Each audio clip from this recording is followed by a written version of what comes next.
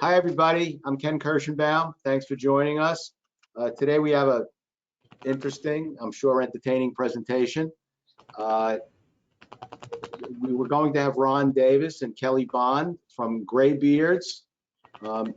Kelly has shaved hers off, and Ron is a little under the weather, so he can't be here with us. He's still with us in the sense that he's with us, but he's not able to do the presentation today. And we hope he gets better very soon. Kelly is having some technical problems and can't give us her PowerPoint that she's prepared. Probably spent hours preparing it, but she still brings plenty of knowledge and lots of stories. And I'm going to turn this over to her. So today's presentation, I hope, is going to be about buy-sell deals from the broker's perspective. Okay, we have, as you know, Kelly joined Graybeards, which is Ron Davis and Steve Rubin, and they represent, I think, sellers for the most part, if I'm correct, right, Kelly? That is right. So they're major players in the broker industry, in the mergers acquisition industry of the alarm industry, and they have a wealth of information when it comes to that. And I have a great appreciation for brokers. Learned, quite honestly, recently, because I started doing some brokerage deals, primarily from my own clients, and I have to tell you, it's a lot of work. And when someone hires me to be their broker, usually one of my clients, I do caution them. I say, listen, I charge a lot less, but I do a lot less. And you know, give me. And I only want to be your broker for a week. So I'm sure, you know, Kelly, I'm sure carries some of their clients for a long time, certainly more than a week. And if I can't find somebody in a week, better find yourself a real broker, not a lawyer that's trying to be a broker. And we don't want brokers trying to be lawyers. And I'll jump all over Kelly if she tries that. Anyway, let me turn this over to Kelly. And Kelly, why don't you tell them a little bit about yourself before you get started with the why they should hire you. First tell them where you came from. Okay, I'm signing off. And everybody, I know it's going to be a great presentation. Kelly, it's all yours. All right. Thanks, Ken. And you're welcome to stay. I mean, I expected, and I'm sure everyone was expecting, a little bit of the roasting that you and Ron would be going back and forth with. So please feel free to, to throw a little bit out there. So I'd like to pick on Ron. I'd like to pick on Ron because he's muted. I'm going to mute him on here, and then because he's on. I'm gonna not let him talk. I told him I was gonna torture him on here because he couldn't talk back to me. All right, well, Kelly, go ahead. It's all yours. All right, so first of all, thanks for having us. My name is Kelly Bond. I have been in the industry for 25 years this year, and it has gone in the blink of an eye, as Ron likes to say.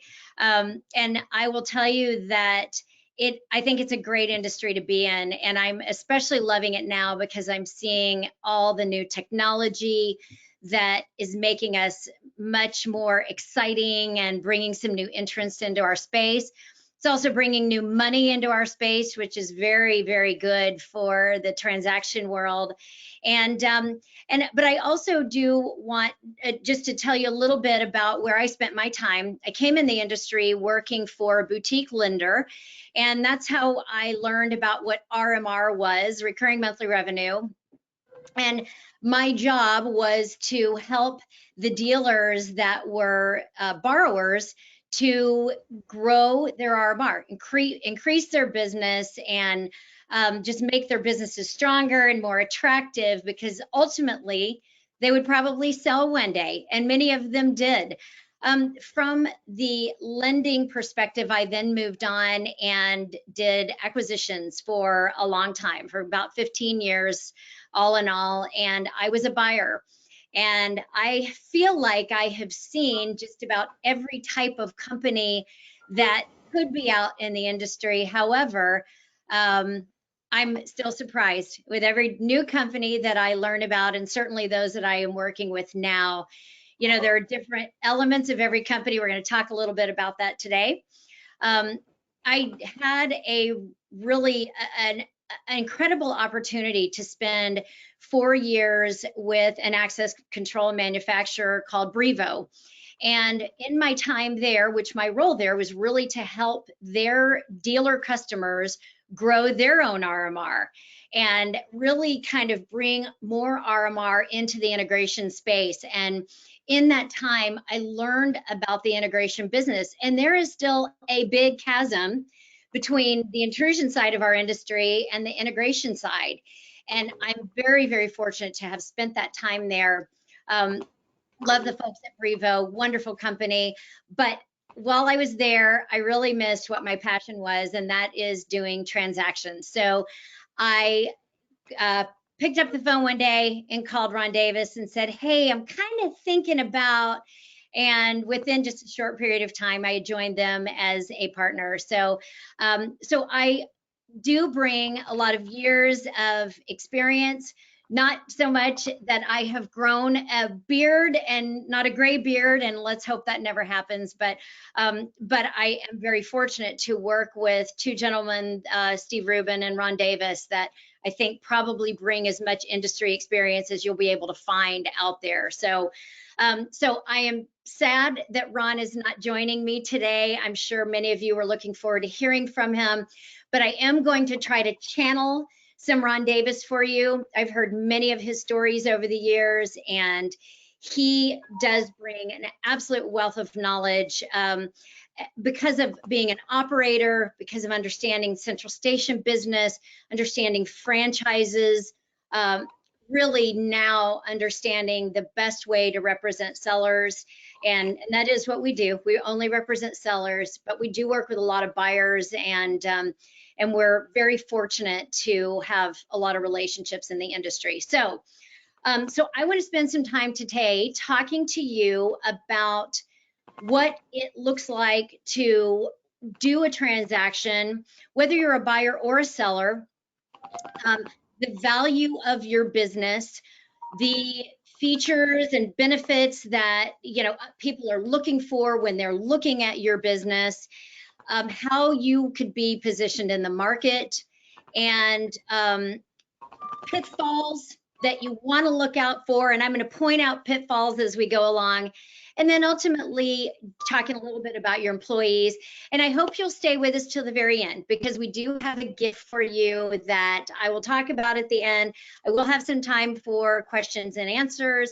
And I will do my best to share everything that I can with you. So hopefully there won't be a whole lot of questions, but we'll definitely leave some time for that. So, so anyway, the fact that you cannot see my slides is not really a big deal. I do not put a lot of information on slides. I have a couple of images, but I'll tell you what they look like as I'm talking, and we will get through all of this without you even noticing that there were not slides. So, so anyway, let's jump right in, and let's first talk about evaluating your business.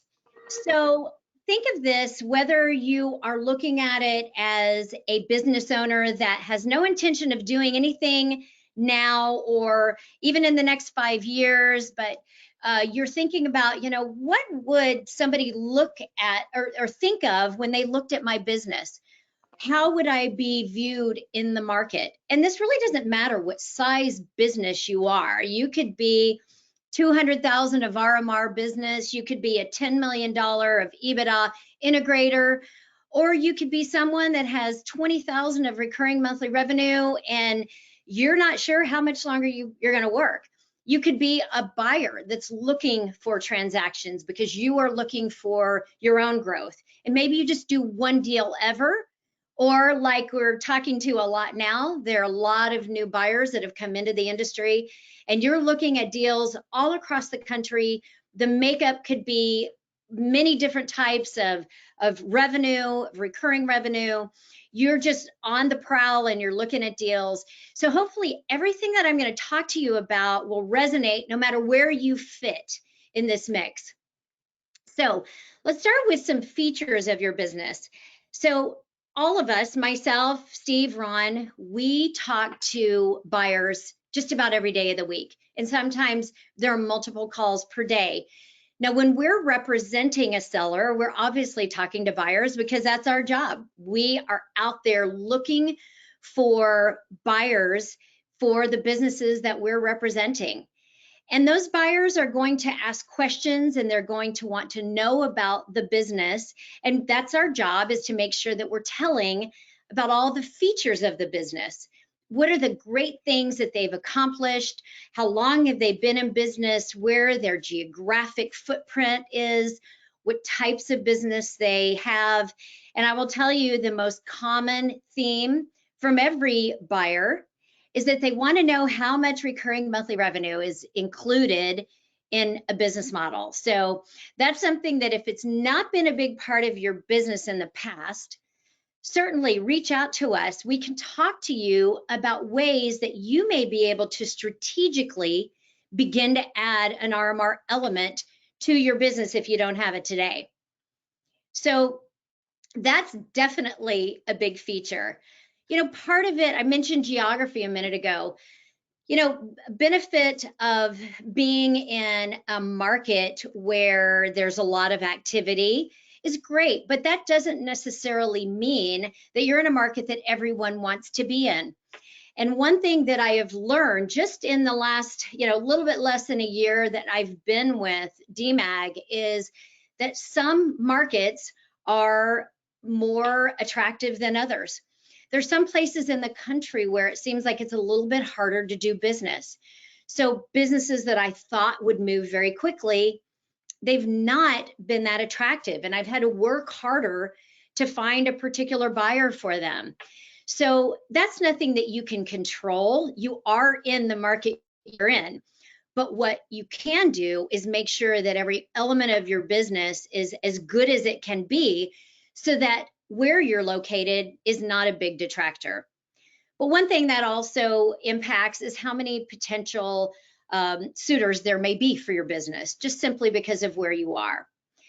One thing that I'd like to say, though, about the features of a business is, with so many new entrants into the buying world, that we have buyers that are coming to us saying, we really are interested in every market everywhere. We just want there to be a platform business that is available to us. And so anyway, that's a feature that you can't really control, but you can certainly capitalize on what you have. Other features would be that you have done an amazing job of keeping your attrition low. Because I will tell you, a big detractor, and the first of many pitfalls I'm going to point out to you, is high attrition.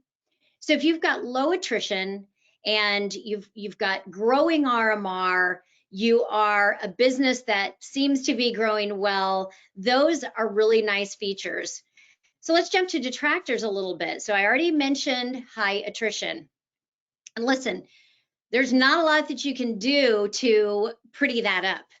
As you've heard the saying, you can't put lipstick on a pig, but you can do things in your business. And listen, we've had a big impact. Every business in every industry all across the country, in fact, all across the world, has had a big impact because of the pandemic. Some companies were really able to do very, very well during that time frame as far as their growth, but many were still impacted by attrition just because of the change of their customer base. And it really didn't matter if you're commercial or residential, but we are getting to the back end of that. And that is a story that can be told, and most any buyer is going to understand the businesses were impacted by COVID. But we're at a point now where if you did have some attrition in that time frame, you should start to see some recovery now. So if you're not, that's going to be another pitfall, something that you need to be paying attention to. And we can help you look through that too, and help you to be discerning in what is actually growing that attrition. So something to definitely be looking for. The next thing is how we position you in the market, or how you are positioned in the market. So there are many, many types of RMR that run through the security industry. First and most common is alarm monitoring. Everybody pretty much knows what that is. Doesn't matter if you're commercial or residential. Some other types of recurring revenue are from a service agreement. And that may be a part of the alarm monitoring, or it may not. It may just be an agreement that you have with an end user that you are going to provide this service for them when they call you. And that's great. You've got to just be very, very careful to make sure that you've got good margins on that. Now, if that service element is costing your company business, that is definitely a detractor, and it is not something that a buyer is going to want to pay a lot for, if anything. So something just to be aware of. Other elements would be, let's say you're doing fire inspections. You've got a nice fire business. And I will tell you right now, fire businesses are very popular and they're very hard to come by. So if you are a fire business, it's a great time for you in our market. But you also want to be really, really careful in making sure that you have very good contracts. You might know a guy that could provide good contracts for you on any piece of your RMR, but certainly on anything that is including an inspection, includes a service element of it. There are other particular elements of our industry that have created RMR. So access control, I told you I spent some time at Brevo. Brevo was the pioneer into cloud-based access control.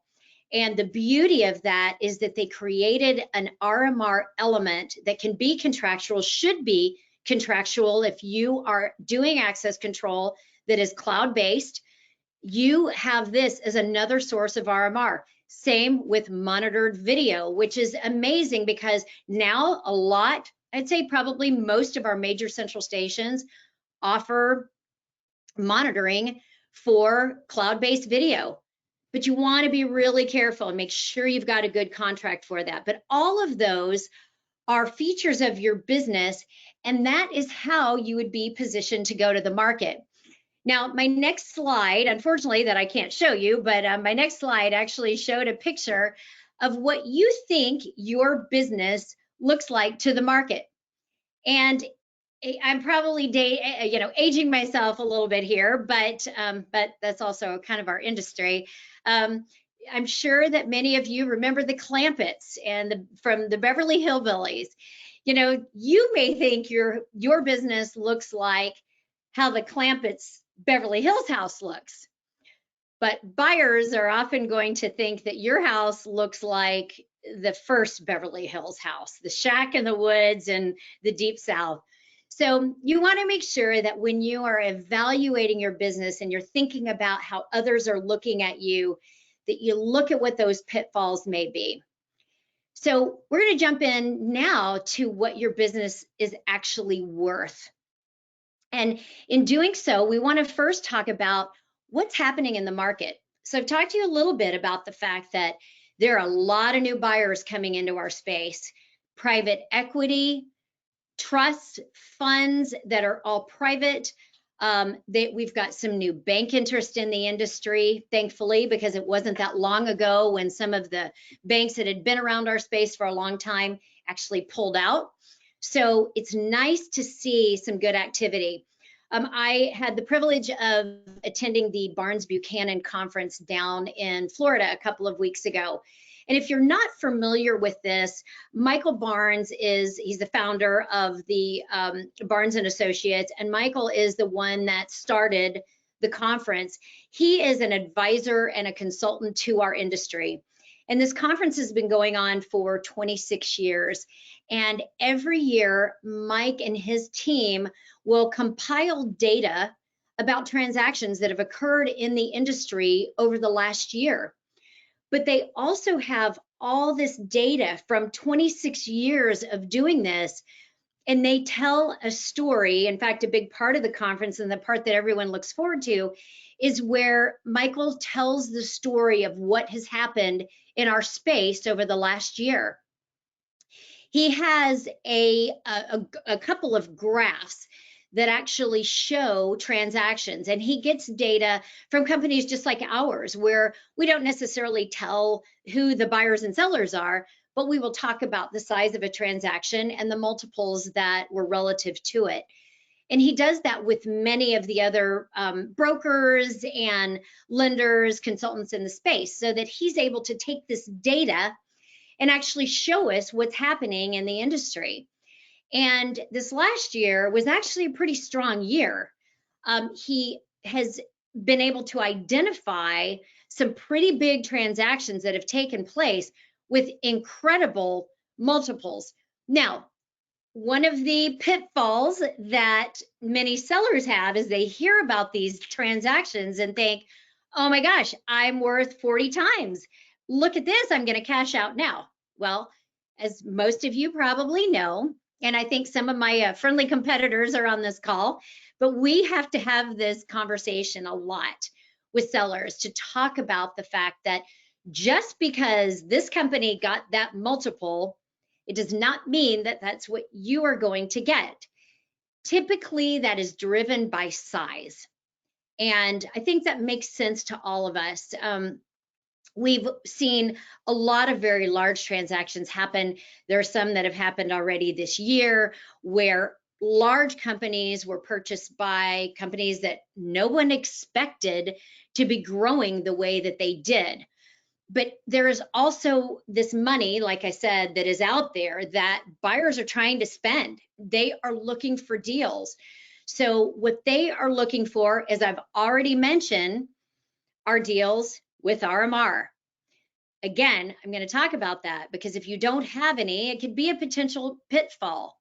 Now, if you're an integration business that your focus is more on installation revenue, that's okay because it may create opportunity for RMR for a buyer coming in. And that's something else to think about. If you are looking to buy and you look at a business where you can see opportunity for new growth from an existing customer base, then that's a great opportunity. So let's say that you're looking at a fire company that really doesn't have much RMR. They have fire inspections, but they've never really added some additional services. And a buyer comes in and says, well, A, they're a fire company and that's what we're looking for. And B, they've never really added sprinklers. That's not ever been an option for them, or another type of fire suppression, whatever it may be, but they see opportunity there. So that's something that you want to be thinking about in your own business. And if you're a buyer, if you haven't thought about that, I suggest that you look at that. Look at a business overview and say, where can I add? You know, you look at the business as a snapshot. If you work with us, you see the client profile, you see what a seller has filled out, and you may stop right there, which could be a big pitfall for you. So you've got to look at opportunity, and hopefully that's what you're already doing. And I assure you, the big buyers that are in the space, they are definitely looking for opportunity. Some things that they may walk away from, and this is one I want to tell you just a quick story of something that it's actually not even just a story, but it's a reality of companies that we have represented in the last year. And I'm sure they did long before me, but I'm going to talk about the time that I really know about. So fantastic businesses. We've got some amazing businesses in our industry. But one thing that many of the businesses will say fall hazard to, but it's just a reality, is the business is very reliant on the owner. The owner is either doing all the sales, they're doing all the service, they may be doing both depending on the size of the business. They may be the only one that knows about the administrative side of the business. And because of that, the business has become so reliant on them that a buyer walking in says, gosh, I don't know if we will be able to continue the growth that the company has had, because it seems like it's all coming from referral, and most of them know the seller, and the seller is looking to retire. So what does that mean for the business going forward? And I will tell you, I've seen it happen several times, because that's what our industry is made up of. So what can you do? Well, you either, if you have the opportunity, and let's say you have a salesperson and maybe they just kind of do secondary business. Take that opportunity to start introducing them to your customers, especially those long-term customers. Take the time to educate them, get them ready to go so that when you do sell, a buyer coming in says, well, that owner is going, but we've got a key person here who is truly able to keep us on the path that we want to be on. So that, it's something that happens a lot because we are an industry made up of mom and pop type businesses. So be very cognizant of that, because it is something that can absolutely impact whether or not your business is truly sellable. Something else, I talked about attrition a minute ago. I cannot talk enough about this. If you're not paying attention and your attrition is getting away from you, it can absolutely be something that would keep someone from even looking at your business.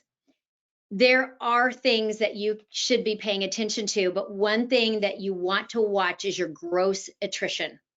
That is just your overall loss. Some businesses say, well, our attrition's great because every customer we lose, we put a new one on to replace them. Well, that's great, except you're not really growing when you're doing that. You lost one, you gained one, so you're flat. That is one of the first things that buyers are going to look at. So big pitfall is if your attrition has gotten ahead of you.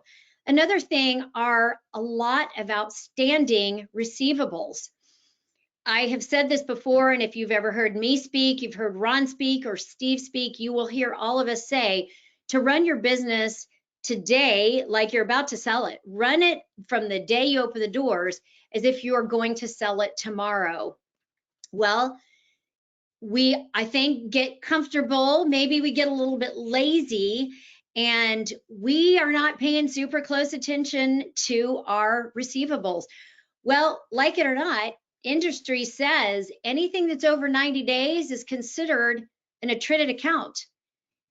If you've got receivables that are over 90 days and it's a big number, that's a real problem, because buyers that are looking at your attrition are looking at those receivables and they're saying, gosh, we've got a third of their overall RMR sitting in over 60. If whatever's sitting in over 90, they're just going to count that as attrition right out of the gate. So if you're not looking at it that way, don't let this be a trap. Don't get trapped there. Don't let it be a pitfall. Pay attention to it today and make sure that you are really focusing on it. Another thing that's kind of tied to is your software. Are you using some proprietary software that no one's going to be able to figure out? You're not going to be able to pull your data from it. It's old. Maybe it was DOS-based originally, and now you're able to pull some basic reports, but nothing that can actually download into a CSV file or an Excel file. Those are things that can really make a transaction hard, and you can usually work through it. You got to have a patient buyer and probably a patient seller too. But those are things that are going to kind of represent that you're not really keeping up to date on your business. It's going to, going back to what I talked about before, maybe how people view you. So what you're worth to, you want to pay attention to. Again, we talked about RMR, but if you are a business that will sell based on your revenue, you want to see what that looks like. So do a snapshot of where you've been over the last 5 years. So let's say we start from 2017 and your revenue was $1 million. In 2018, it was $1.3 million. 2019, maybe not great. COVID year, so that's understandable. 2020, you start to pick up again. Maybe you're back at that $1.3 million. 2021, you're doing great. Now you're at $1.7 million. So you are showing to be on a growth trajectory. This is what buyers are looking for. If you look like a heart attack on an EKG, that's going to be a pitfall. It is a red flag. It does happen. But you need to make sure, if that's you, that you've got a good story behind why your business looks that way. And just be prepared, because it may take longer to actually sell your business.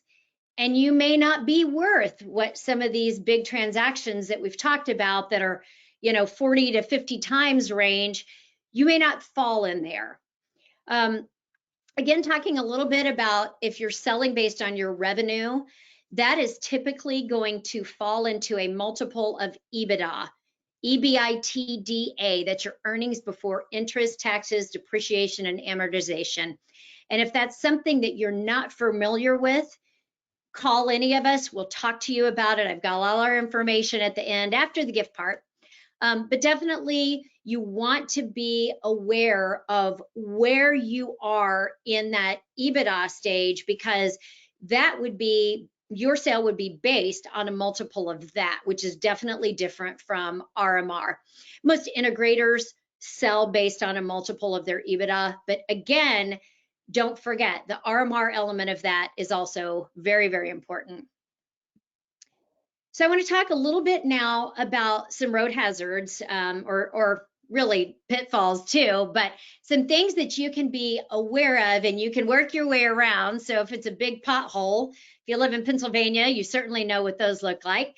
But anyway, if you are going through a transaction, there are definitely some things that can slow you down, and they can be pitfalls. In fact, they can kill deals.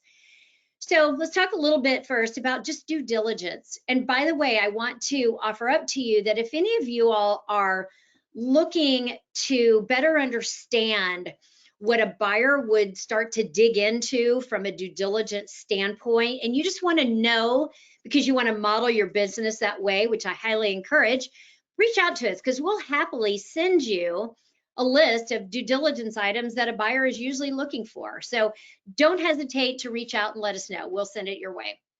But some things that I want to start with, and I know this is probably Ken's favorite topic, are contracts. Your contracts, if you are an RMR business, your contracts are the value of your business. Without them, you have little or no value to the marketplace, because there are very few buyers that are willing to buy a business, buy recurring monthly revenue that does not have a contract. The liability is high. Now, let me have throw out the caveat. There are probably some buyers for this, but they are going to be harder to find and, few and far between. The contract that someone may have taken a few different contracts and compiled together to create their own, if you're lucky, it may be okay. It may be okay. If you did that and you left the ADT name somewhere in there because you missed it, probably not going to be okay. This is a pitfall that can absolutely kill the value of your business. I'm going to give you another story right quick.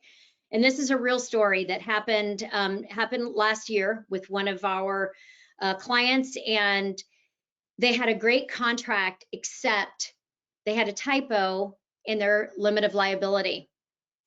And instead of it being a $500 limit of liability, it was a $500,000 cap on the limit of liability. And I don't know why the seller's insurer didn't catch it, why it had not been caught before, but at any rate, the buyer, we realized it with the buyer, or excuse me, with the seller very early on, and he went through a contract re-sign. And I will tell you, this is not an uncommon thing, and you may not even realize it. So do yourself a favor, do your own contract due diligence. It is worth every bit of time that you would take going through it. So if you don't have a good contract, I can introduce you to someone that can get a good contract for you, that they can set you up. He might be listening right now. So definitely, if you don't know that Ken provides contracts, just know that that is one that is going to be acceptable.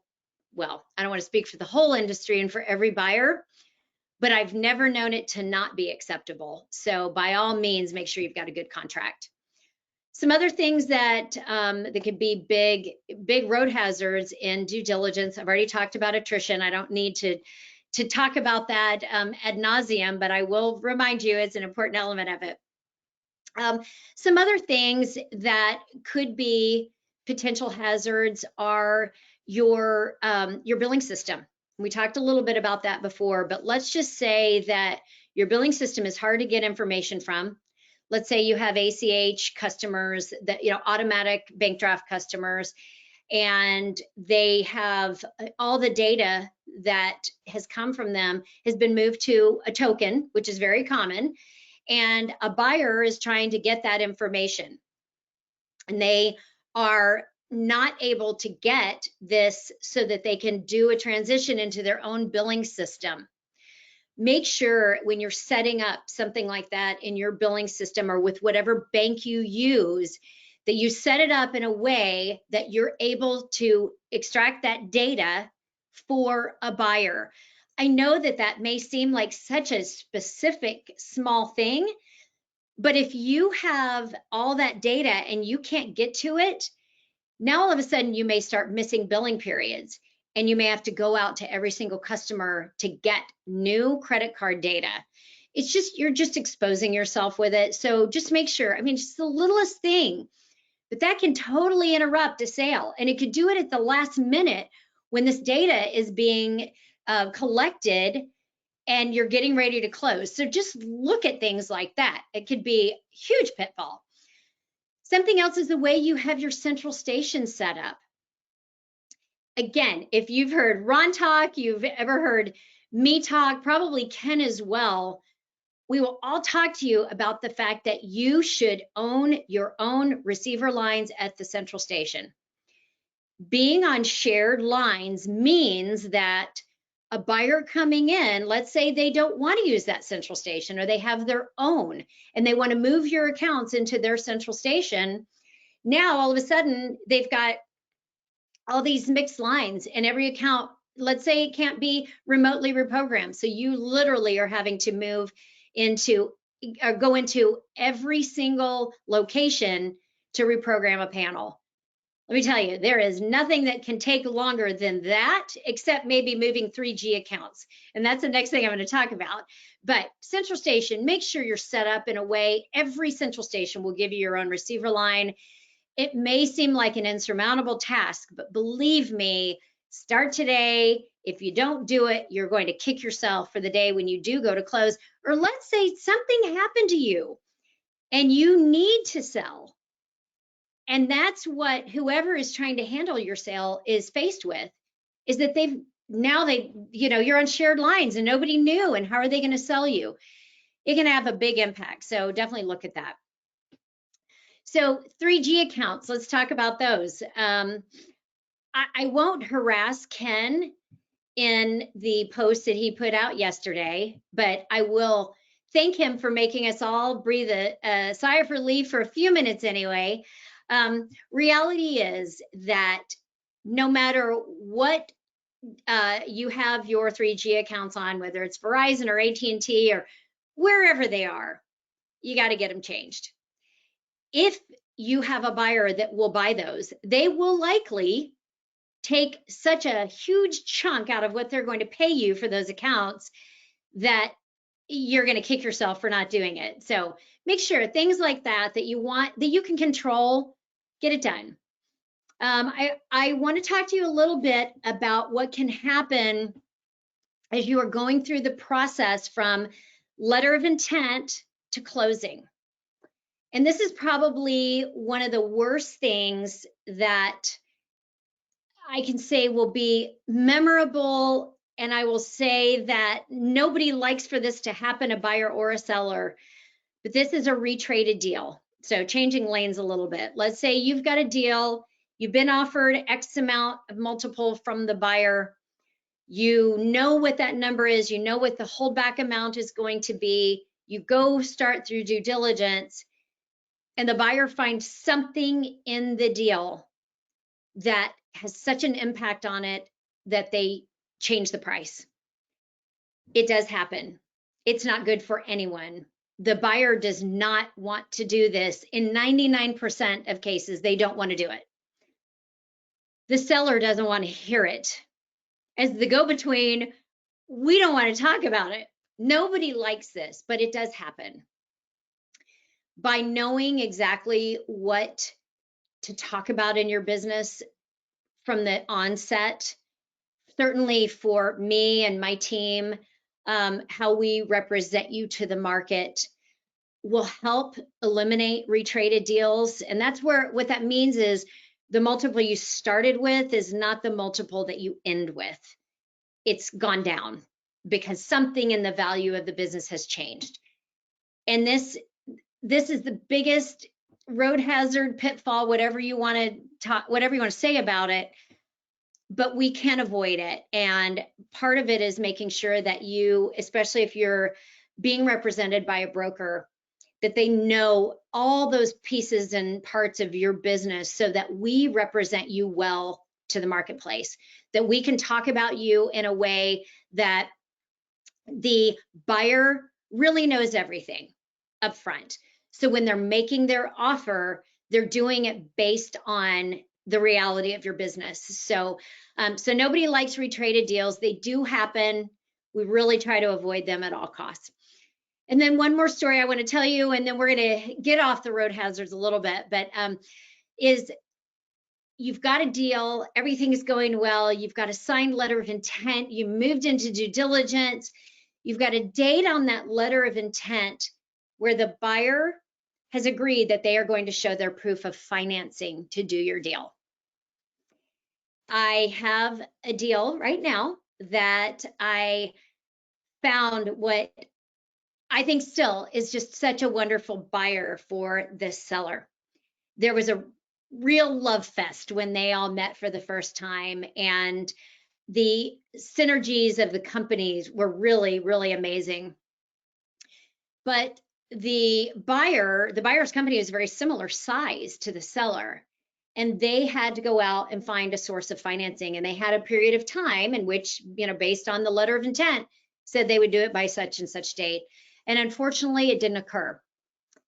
And what happened is we ended up, you know, long story short, we ended up going back out to market with this company. Now, fortunately, it's a great company and we found lots of other buyers for it, but it's so disappointing to everyone involved because things were going so well and they were talking about the future and how they would be able to work together. This is something that, you know, it can be a huge pitfall, and it's something that we really try to avoid, but sometimes you just can't. And it's something that as a seller, you have to go in with eyes wide open with a particular type of buyer when you know they don't have financing right out of the gate. And we have lots of sources for financing that we can refer to any buyer. Fortunately, there are a lot, and that number seems to be growing as well. But that is something that can absolutely kill a deal. So we want, you know, I just want to make sure that as you're thinking about who you're selling to, or if you're thinking about yourself as a buyer, look at that early on. Don't wait until you're at the last day of that letter of intent. If you're a buyer, line that up first. Get that line of credit ready to go and then start looking. And if you're a seller, just be cautious.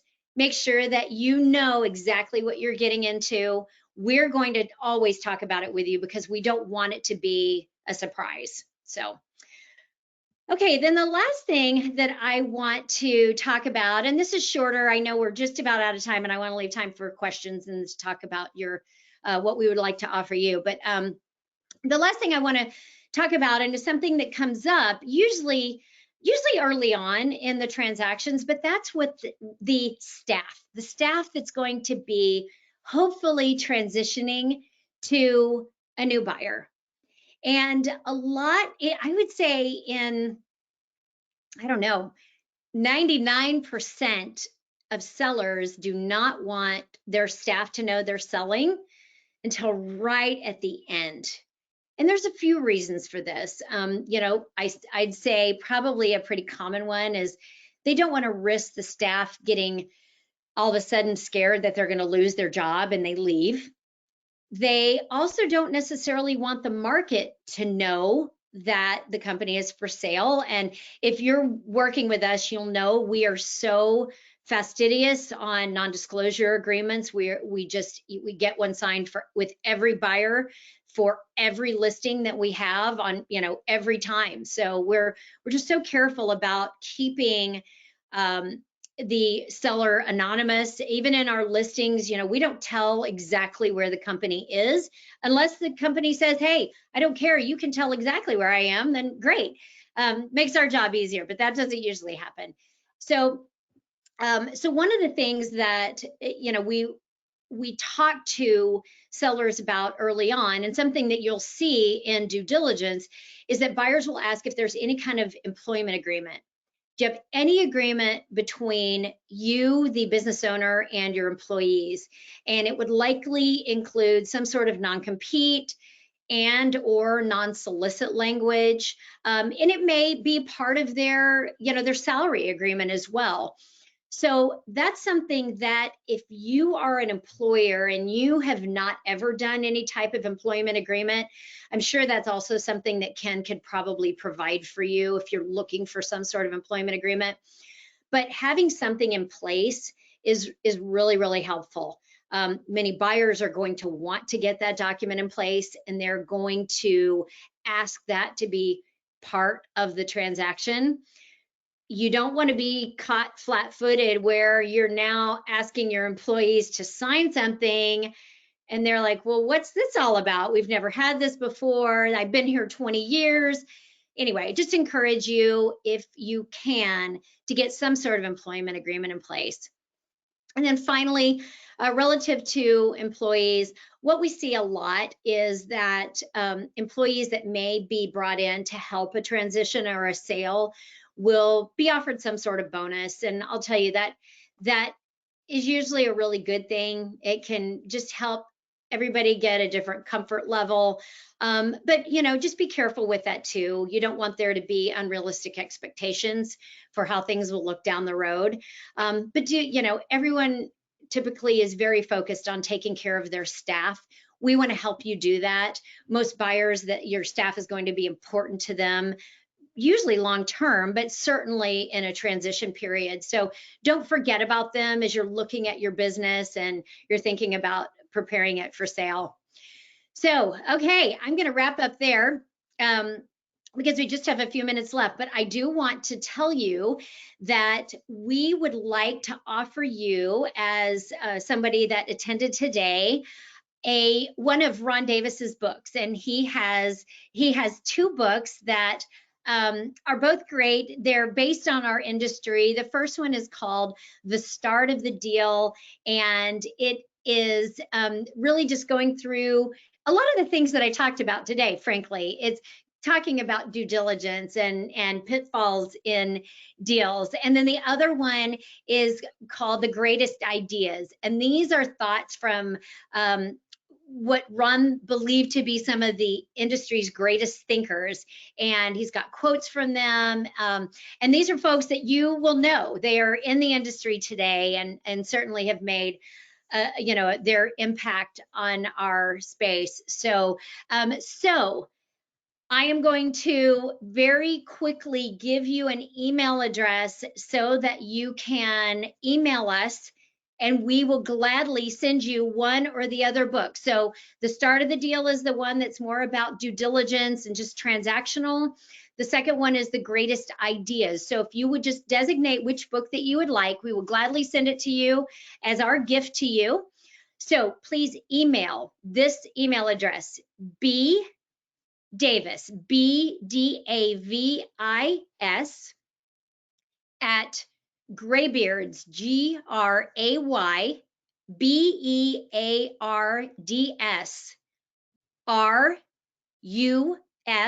RUS.com. So bdavis at graybeardsrs.com. Kelly, let me cut in now. You did a fantastic presentation. Fantastic. I stayed on listening intently, and as did a lot of other people. We had a great attendance today, and I certainly hope you get some inquiries. And we do have some questions, and I have a few things that I want to go over. I must say that I was just slightly disappointed. I was expecting Ron's gift to be that he was going to pay for a free contract for everybody. I shouldn't call it a free I thought he was going to buy every attendee a contract, one of my contracts, their choice. But Ron, I know you're listening, so you might want to get out that checkbook and take care of that. Well, Ken, I'm sure he will be happy to pay for your free contract.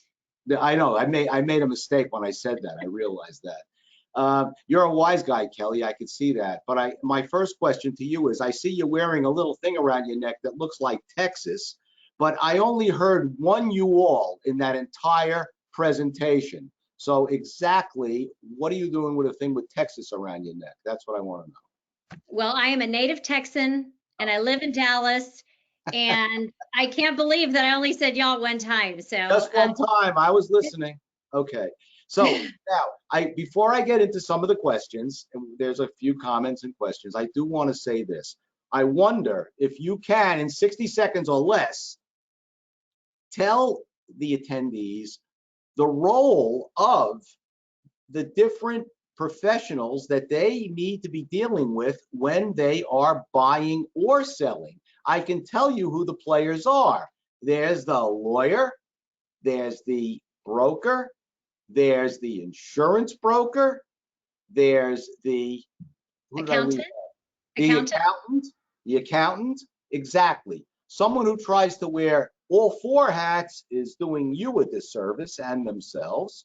And so there's different roles that everybody plays. So what I would like Kelly to focus on is, what's the broker's role, limiting their role to the broker. Tell us in 60 seconds, because I want to get to some questions. Sure. So our role as a representative of sellers only is to represent you in your very best light to the industry, to connect you with buyers, to make sure the industry knows about you, and to facilitate the start to close for each deal. Now, that doesn't mean we're not using, we absolutely work with an attorney on every transaction. We are not the attorney.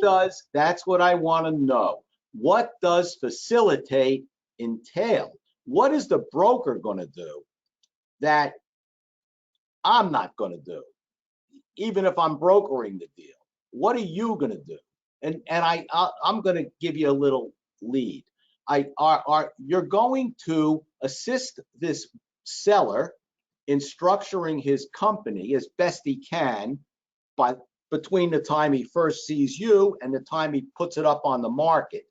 And two, while he's on the market, whatever changes he can make. You're going to suggest how he can best reorganize himself and his operation to get the best number he can get. I know you're going to do that.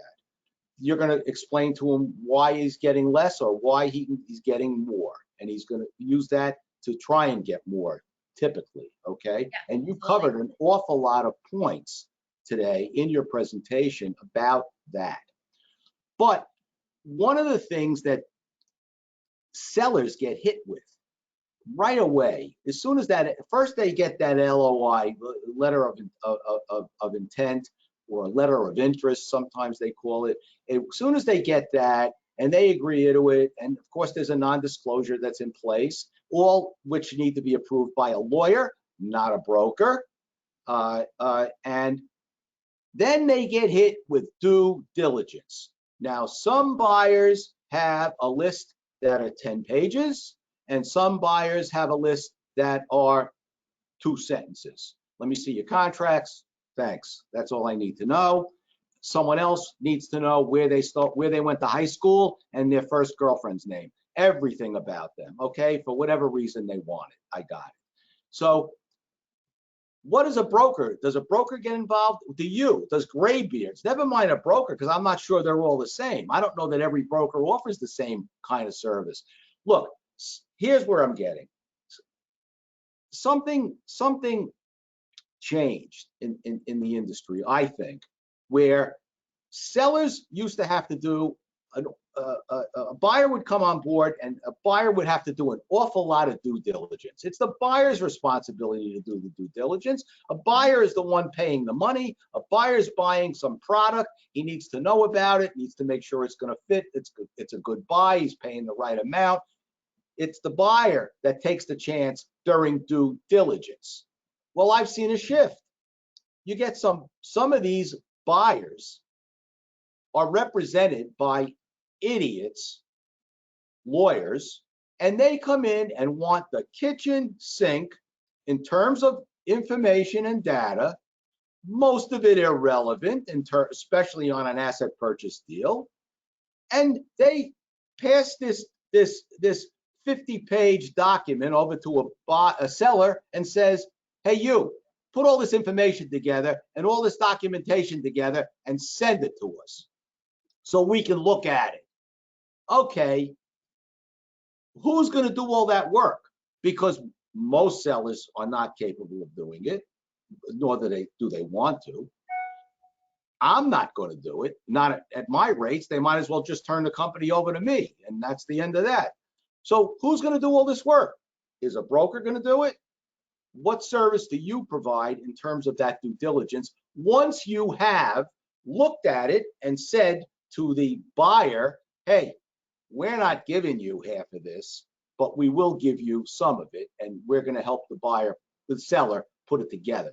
Is that a broker's function? That's what I want to. You know, I can't speak for others because I don't know what they do. I'm talking about you. Right. So yeah. I mean, I am involved in a lot of steps of it, but you are exactly right. We get a list from a buyer that goes to the seller, and then the seller is putting it together. And that's happening on every transaction other than on some where a buyer will actually hire a third party to do some due diligence for them. So let me give you an example. I am working with a company now that when they first went on the market, they really had not done a lot of housekeeping. And I recommended someone to them that could actually help them get their house in order. Now they had to pay this person, but it will be worth every penny because they really did not have the time to do it themselves. And someone came in and they helped them get their accounting in order. They worked with them on receivables. But I'll tell you, the seller did not even know where to turn. And we don't have time to do all that. We don't do that. But I have resources to put them in touch with that will do it. The other thing is, and you said it too, what do we do? Well, if there's a company that's not ready to go on the market, it's my job to say, you're not ready. You've got to do these few things to get ready to go because they're just not. They will not be sellable. Now, in some cases, there's no choice. You know, they have to for whatever reason. But really, I mean, I think Steve Rubin says it best, where he says, you know, sometimes we're a marriage counselor. Sometimes we're a business advisor, a babysitter. You know, we wear a lot of hats. But I would say, again, not speaking for anybody else, but we get very involved in every transaction. We help through the whole due diligence period. We are involved when the attorneys are going through the asset purchase agreement. We're on those calls. We're listening. We're making sure that everything is moving to the end game. And we focus on that date. And I think that's probably our most important role, is just to keep things moving along so that people don't get deal fatigue and they don't say, gosh, I just can't go through this. So I have a question. I'm going to start asking you a couple of questions. I'm going to get to some of these questions, and I promise we're going to end this in 5 minutes because I know people are getting antsy. Okay. You get an LOI. A buyer finally says, you know what, we're interested. We're going to give you an LOI. Well, first they've signed a non-disclosure agreement. So we've got the first agreement done. By the way, for those listening, the first agreement is the agreement with the broker. And that, make sure I see it. I want to make sure you're not being taken advantage of, because even though they're going to be your representative, they're still getting paid, and it's not necessarily it's a transaction that you need to be represented when you enter into it. So now you've got the agreement with your broker. Now you've got an LOI finally comes your way, okay? Then you get your due diligence. That's all right. Tell me, what is a reasonable time, or what is the time period that transpires when you finally say this deal is not going as we had hoped? This deal is lingering and lingering and lingering, and it looks like it is dying of old age before it closes. When do you, I'm not saying necessarily give up, but when do you turn to your seller, because that's who you represent, and say, you know what, I don't know if this deal is going to happen. I think it's time we look somewhere else.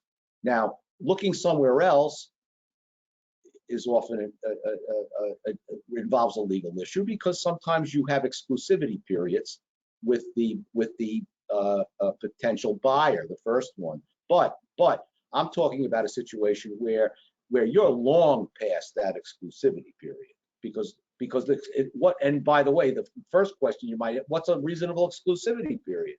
Because I can tell you that I think it's 60 days, I agree. maybe 90 days. It's not any longer than that. It sure as hell isn't a year or 2 years, unless a seller says to himself, yeah, I don't mind waiting.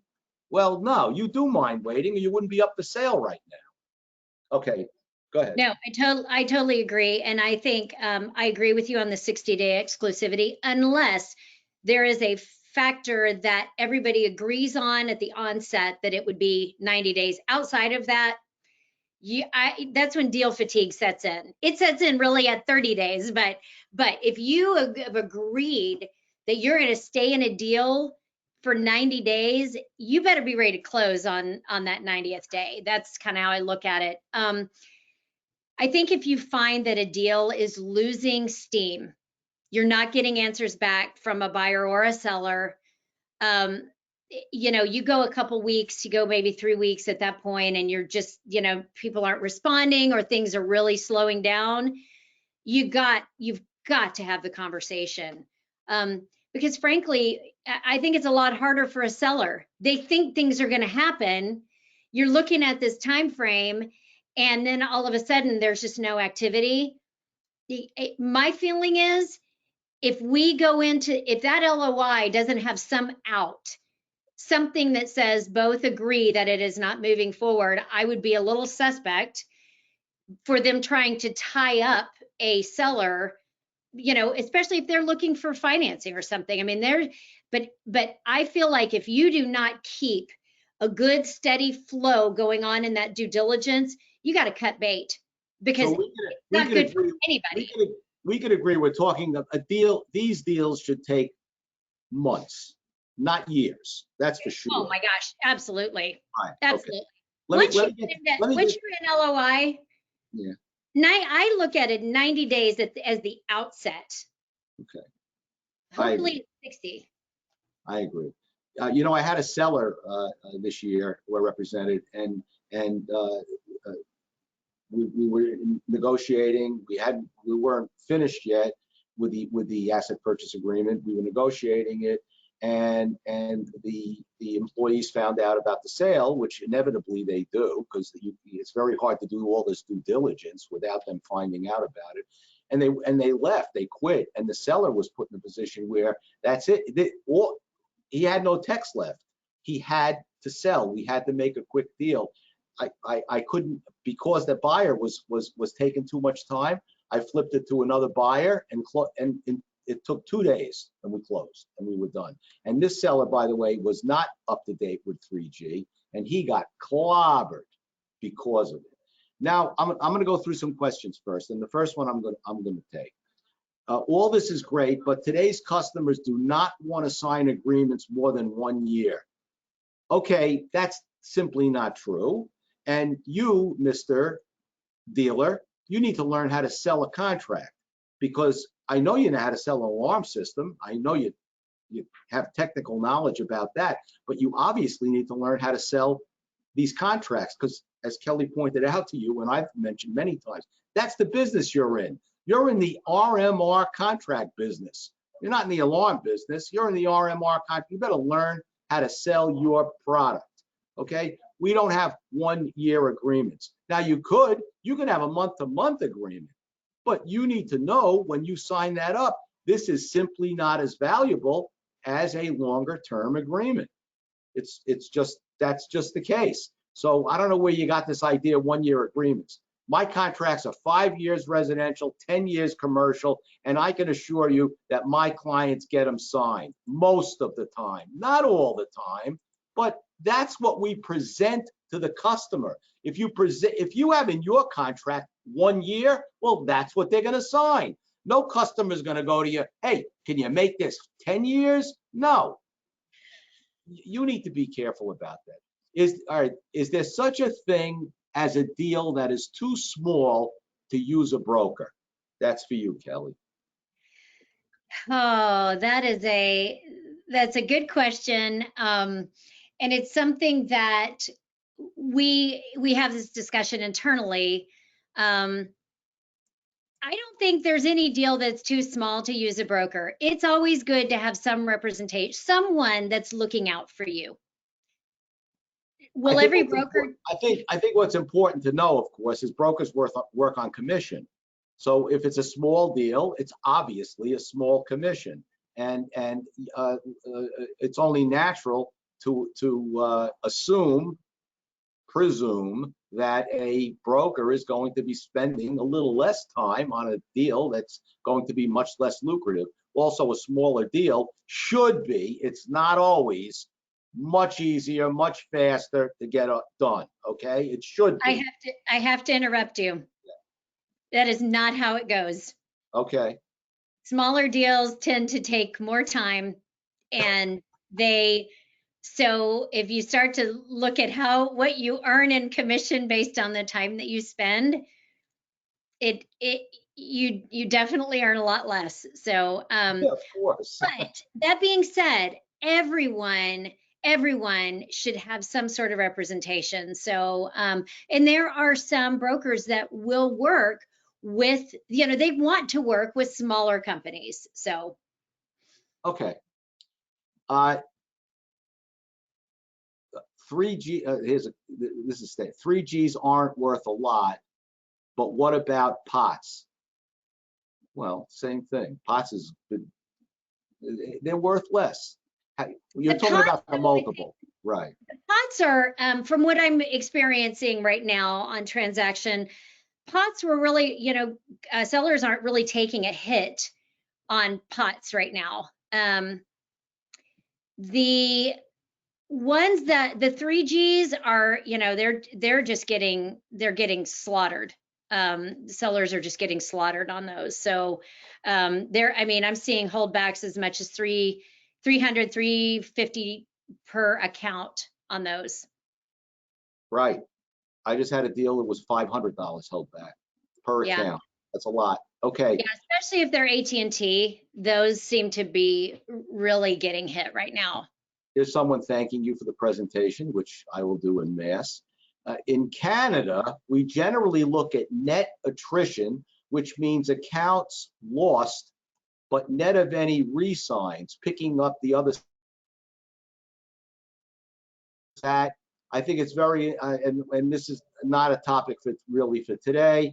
The question is, what's attrition? Well, does attrition mean we lost 5% of the accounts, the original accounts, but we put on 5% new accounts, so therefore we have zero attrition? No. Attrition means you lost the original accounts. That's it. Sometimes we do structured deals where a seller is able to replace accounts during a guarantee period, sometimes even exceed the lost accounts, and the pricing will increase. But when a buyer buys a company and pays, which the next question is, what's the numbers? Well, I like to use the number 36 if they have my contracts, and everything else is even. Okay, so that's a close enough number one way or the other. If someone's paying 36 times, then that has built into it goodwill, the seller's goodwill. We expect the account base to grow. No one should be buying 100 accounts, paying 36 times whatever that RMR adds up to, and think that those 100 accounts are going to be there 2 years, 5 years, 10 years later. They're Right. not. There's going to be attrition. But what a good deal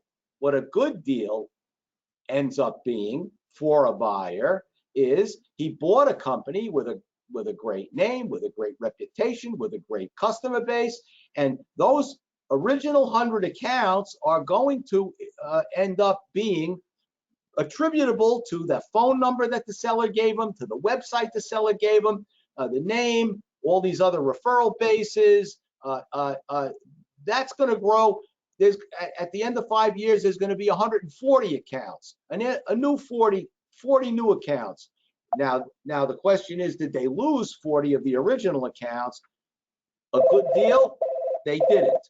A bad deal, they did. What do you think, Kelly? You know, I think, like you said, if it's an account and it goes away, it's attrition. If it is an account that goes away because someone moved and you get the new homeowner or the new business owner, it's a wash. If you get the homeowner or business at their new location, it's a wash.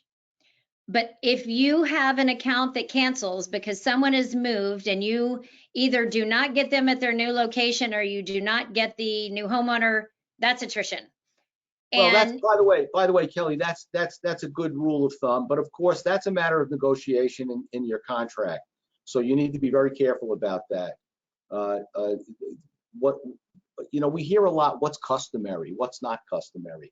Well, what Kelly just mentioned might be customary. That doesn't mean that it's going to be part of your deal. So sometimes it's customary. Sometimes we stray from what's customary. Okay.